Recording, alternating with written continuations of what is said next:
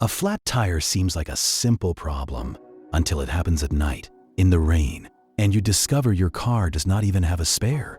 You can install another wheel, use tire sealant, insert a plug, or call roadside assistance. But choosing the wrong solution can destroy the tire, damage the wheel, or put you in danger beside the road. Today, we will cover every option, when each one works, and the mistakes you should never make.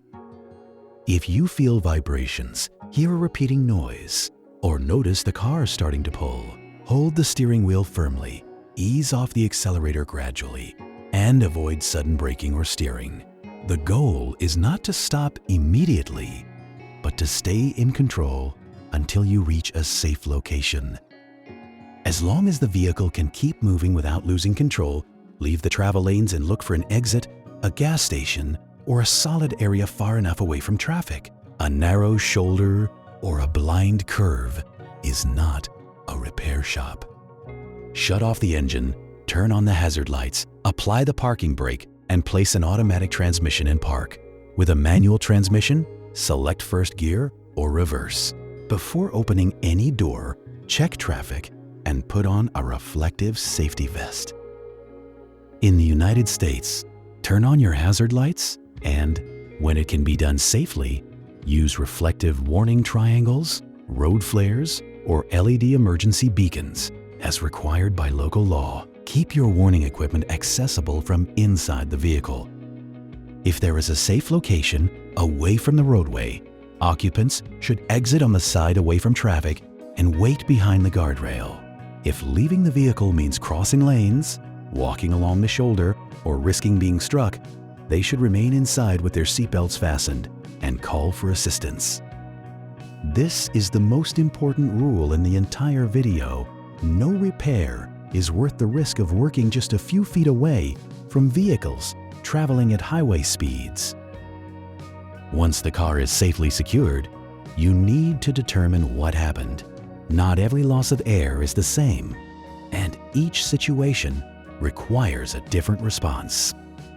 A small screw in the center of the tread may allow a temporary repair, and after an internal inspection, possibly even a permanent professional repair. A cut, a bulge, sidewall damage, a tire separated from the wheel, or a tire driven for a significant distance without air is a different situation. In these cases, do not use sealant or plugs. Install a spare tire or call roadside assistance. A damaged valve stem or a bent wheel can also cause air loss. Adding air may let you move the car a short distance to a safer location, but it does not turn the problem into a repair. Now check what equipment your car actually has. It may include a full-size spare, a temporary spare, a tire mobility kit, run flat tires, or absolutely nothing. Your owner's manual determines the correct procedure and limits. This video will help you understand the available options. If you have a spare tire and the location is safe, this is usually the most reliable solution. Before lifting the car, make sure you have a jack, a lug wrench, the wheel lock key, and a spare tire with enough air pressure. The car must be on firm, stable ground that is as level as possible. A jack can sink into dirt, slide on gravel, or lean on a slope. If the support is not secure, do not continue.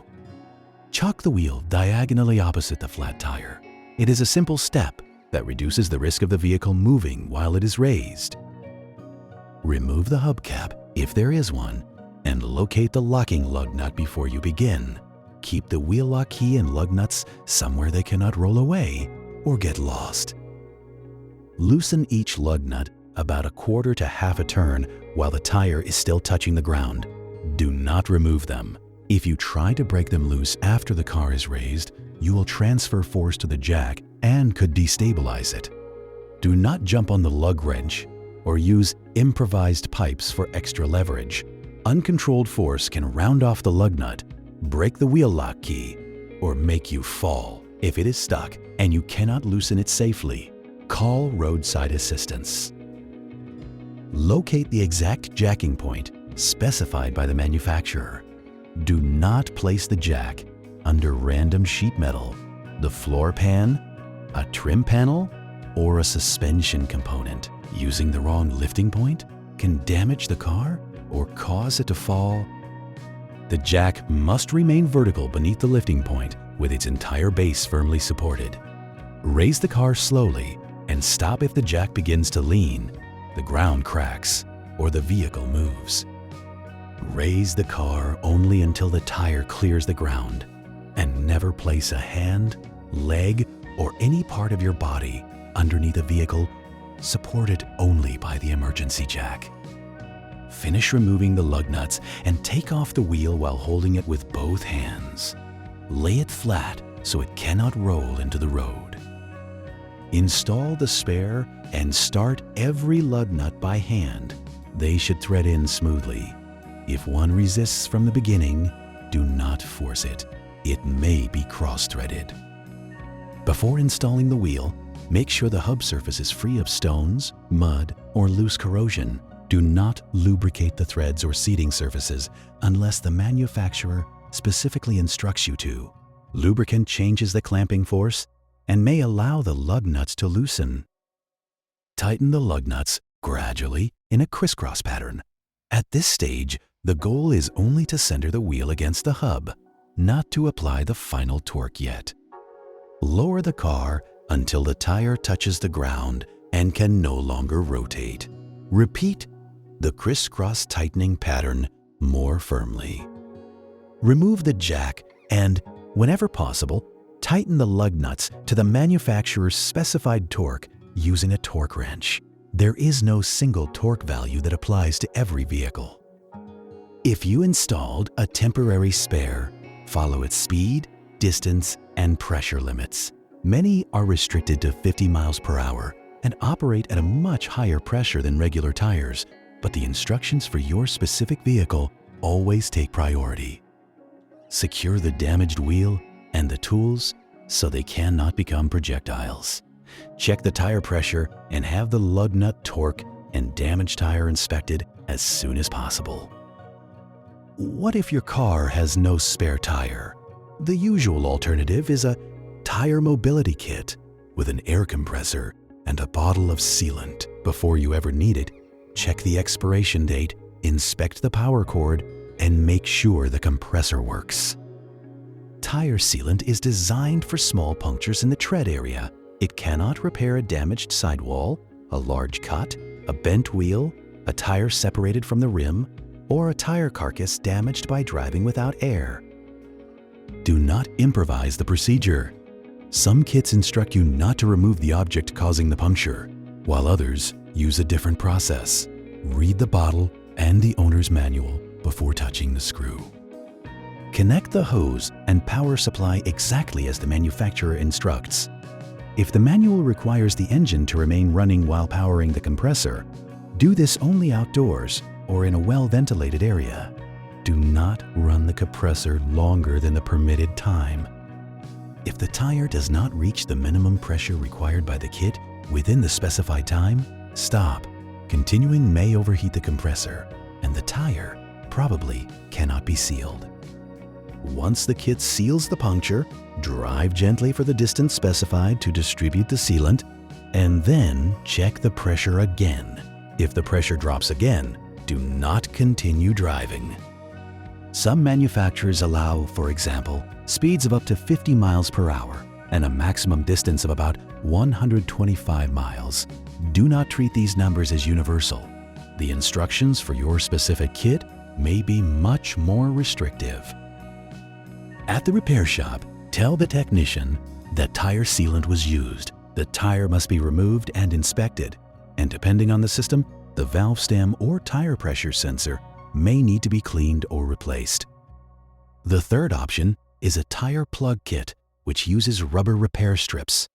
It can get you out of trouble when a small object punctures the center tread area of a tubeless tire.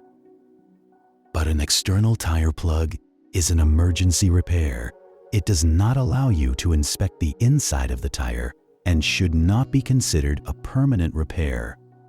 Do not use a plug on the shoulder, sidewall, a cut, a bulge, the bead, a damaged wheel, or a tire that has been driven while flat. And do not assume a run-flat tire can be plugged. Check the tire manufacturer's instructions. With the tire positioned where you can reach it, locate the leak and mark it. Remove the object only after every tool is ready, because the air loss may accelerate as soon as the object comes out.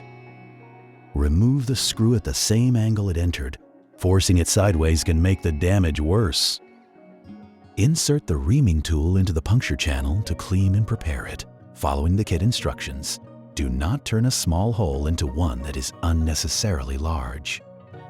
Center the tire plug in the insertion tool. Use only the cement or lubricant supplied or recommended by the kit. Never improvised products. Push the repair strip to the depth specified by the kit. Then pull the tool out with a firm motion. Enough material must remain inside to seal the puncture channel, with a small amount left outside. Inflate the tire to the pressure recommended by the vehicle manufacturer, not the maximum pressure printed on the sidewall. Use soapy water to check for bubbles and monitor the pressure during the drive. Trim the excess without pulling on the plug and drive carefully to a tire professional. The tire must be removed to check for internal damage and determine whether it qualifies for a permanent internal patch repair. To summarize, a spare tire handles more types of damage. Sealant works for certain small punctures. A tire plug can restore mobility in an emergency. Run-flat tires have their own limits. And a tow truck is the only correct choice when either the location or the damage is unsafe. In the description, you will find a list of the tools shown in this video: reflective warning triangles or LED road flares, a portable tire inflator, a tire sealant kit, a tire plug kit, and a jack with the required tools. The links are from Amazon.com at no additional cost to you. Do not wait until you have a flat to discover that the sealant has expired, the spare tire has no air, or the wheel lock key was left at a repair shop. Take 10 minutes today to inspect your equipment. Now tell me in the comments what your car actually carries: a full-size spare, a temporary spare, a tire sealant kit, or nothing at all. Your answer may help decide the next practical video on the channel.